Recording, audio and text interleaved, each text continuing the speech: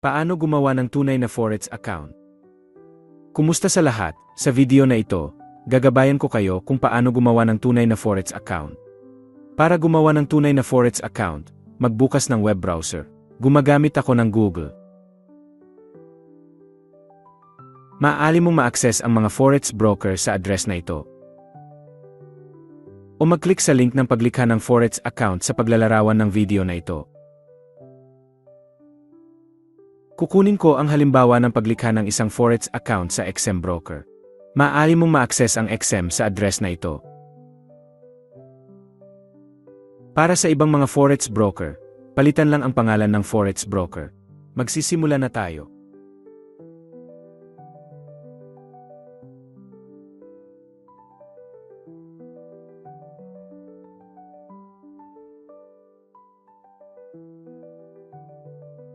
Sa oras na ito, ang pangunahing interface ng website ay lilitaw. Kung gusto mong baguhin ang wika, mag-click dito. Mag-click dito at piliin ang wika kung saan mo gustong baguhin.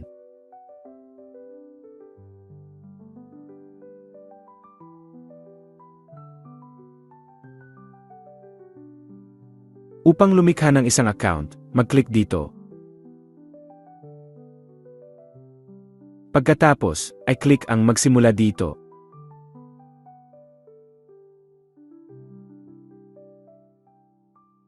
Una, piliin ang iyong bansang tinitiyahan, ilagay ang iyong email at password.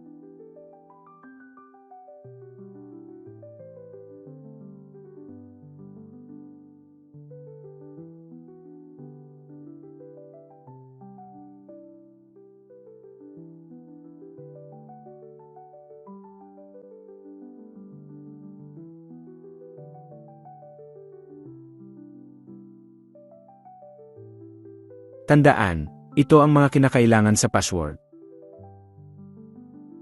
Gagamitin ko ang password sa screen bilang isang halimbawa.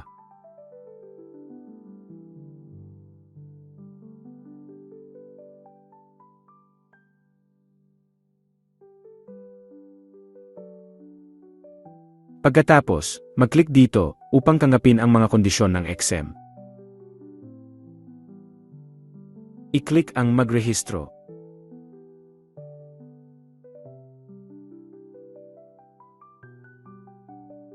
Nagpadala sa iyo ang XM ng email ng pagpapatunay. Pakitingnan ang iyong email. Ngayon, bubuksan ko ang mail.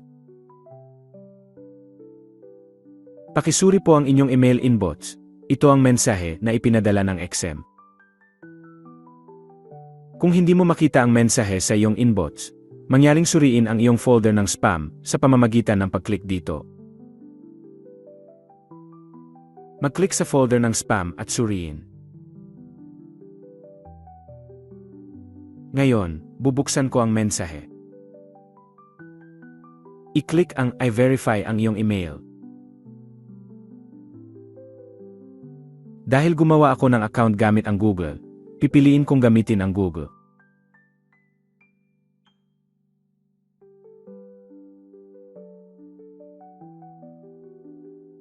I-click ang I verify na upang simulan ang pangangalakal.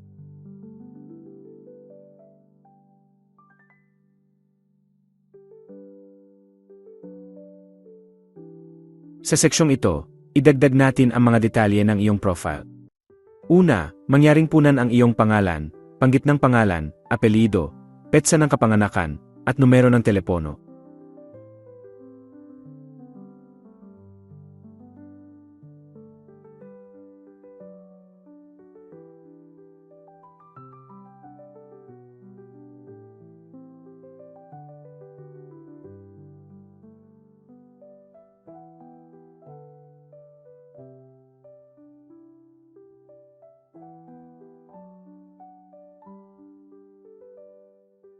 I-click ang magpatuloy.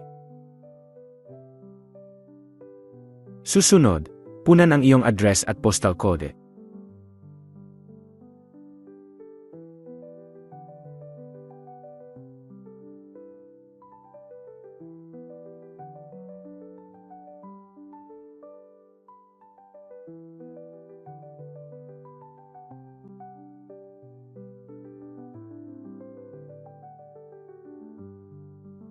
Maaari kang maghanap online para sa iyong postal code at punan ito dito.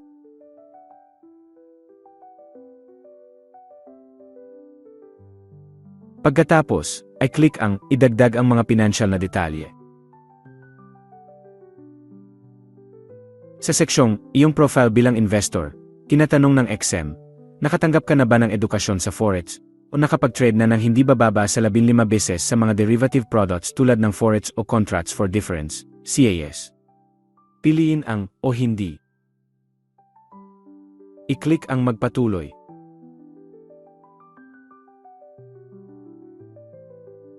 Ngayon, kailangan mong i-verify ang pagkakakilanlan. I-click ang simulan ang pag-verify.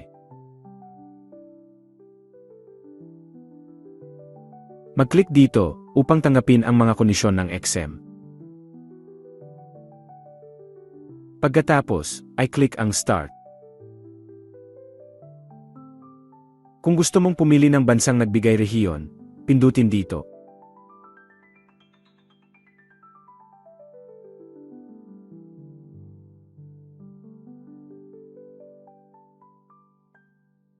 Pagkatapos, piliin ang uri ng AI.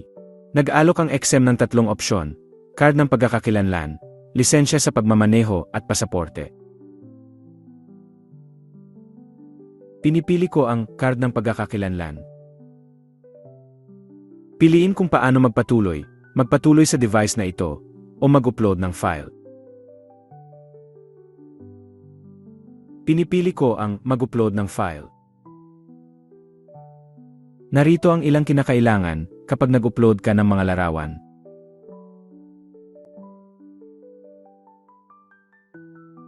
Una, mag-upload ako ng larawan ng harap na bahagi ng dokumento sa pamamagitan ng pag-click dito.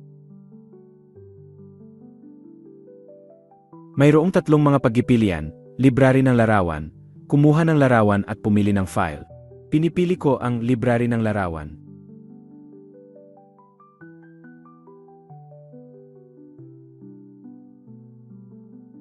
Katulad nito, mag-upload ako ng larawan ng likod na bahagi ng dokumento.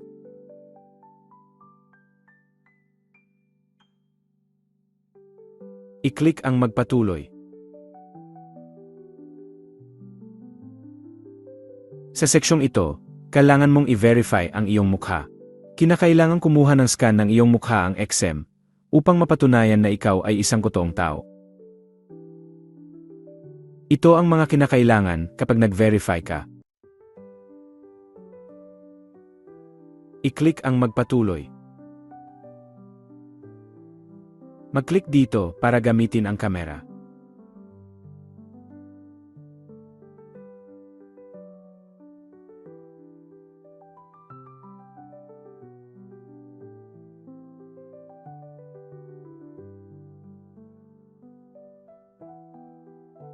Matagumpay mong na-upload ang iyong mga dokumento. Makakatanggap ka ng kumpirmasyon sa email sa ilang saglit. Ngayon, ay click ang bumalik sa members area.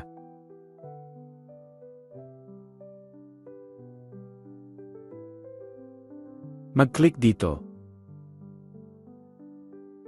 Susunod, ay click ang mga account ko.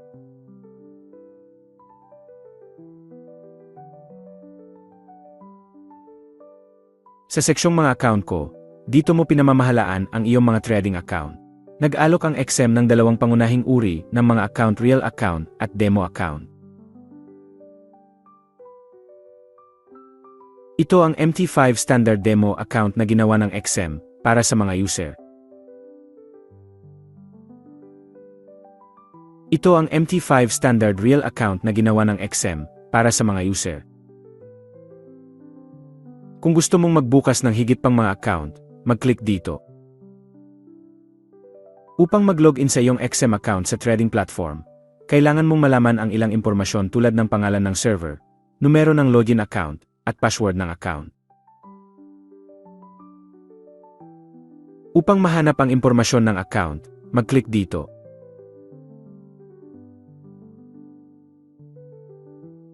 I-click ang impormasyon ng account. Ito ang talahanayan ng impormasyon ng account.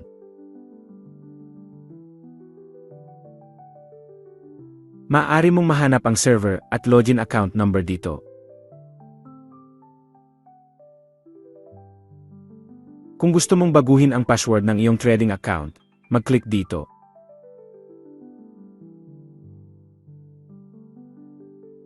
I-click ang palitan ang trading account password.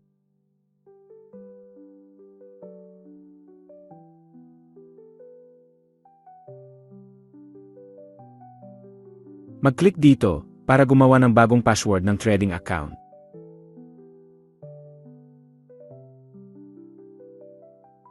Tandaan, ito ang mga kinakailangan sa password. Gagamitin ko ang password sa screen bilang isang halimbawa.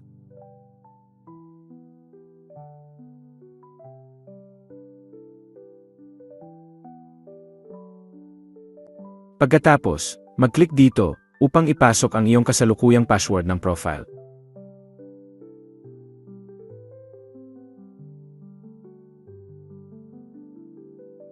I-click ang palitan ng password. Matagumpay mong nabago ang iyong password sa pangangalakal. Matapos matagumpay na ma-verify ng XM ang iyong mga dokumento, maaari kang mag-login sa iyong account at magsimulang mag-trade. Maaari kang sumangguni sa video tutorial na paano mag-install at mag-login sa MT4 at MT5 na ibinigay ko sa paglalarawan ng video na ito.